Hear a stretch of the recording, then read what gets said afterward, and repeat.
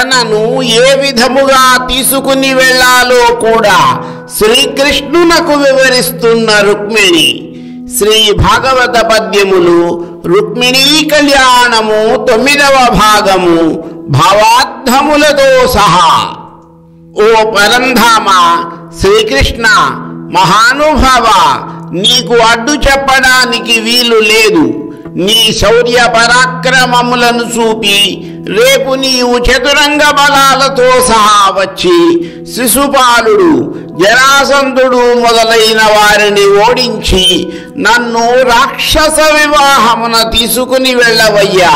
నేను పరమ సంతోషముతో నీతో వచ్చేస్తాను అని సందేశమును శ్రీకృష్ణునకు పంపింది రుక్మిణి. ఇంకా ఆమె ఏమంటున్నదంటే, లోపలి సౌధంబులోన వర్తింపంగదేవచ్చు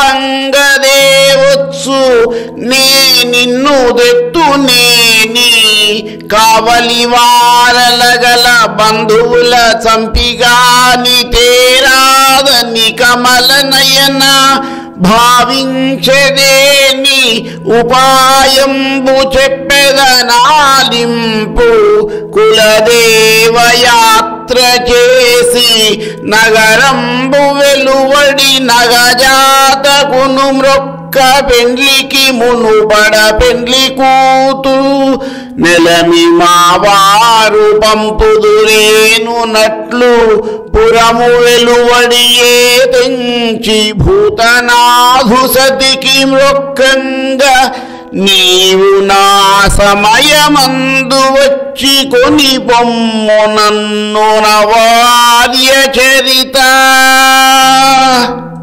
ఓ కమలములను పోలిన కన్నులు కలిగిన కన్నయ్య, నీవు కన్యాంతఃపురంలో ఉంటావు కదా రుక్మిణి.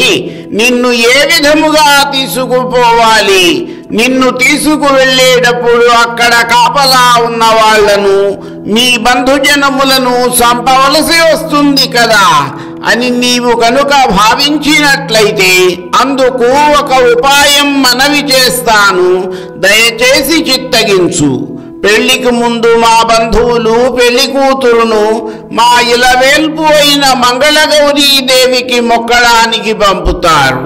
నేను కూడా అలాగే అంతఃపురము నుండి బయలుదేరి మొక్కు చెల్లించడానికి ఊరి వెలుపల ఉన్న దుర్గామాత గుడికి బయలుదేరి వస్తాను. అడ్డగింపరాని నడవడిక కలవాడా కృష్ణ, ఆ సమయానికి నీవు దారికి అడ్డంగా వచ్చి నన్ను నిరాటంకంగా తీసుకొని పోవచ్చు.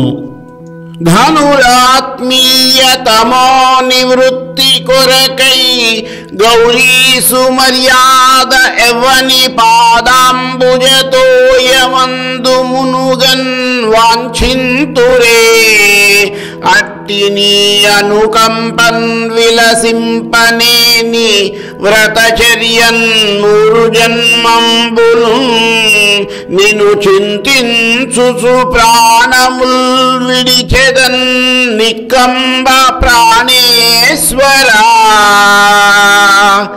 నా జీవితేశ్వర, ప్రాణనాథ, మహాత్ములు అజ్ఞానమును పోగొట్టుకోదలచి పరత్పరుని పాదముల నుండి ఉద్భవించిన గంగా జలాలలో ఓళ్ళలాడాలని కోరుకుంటారు.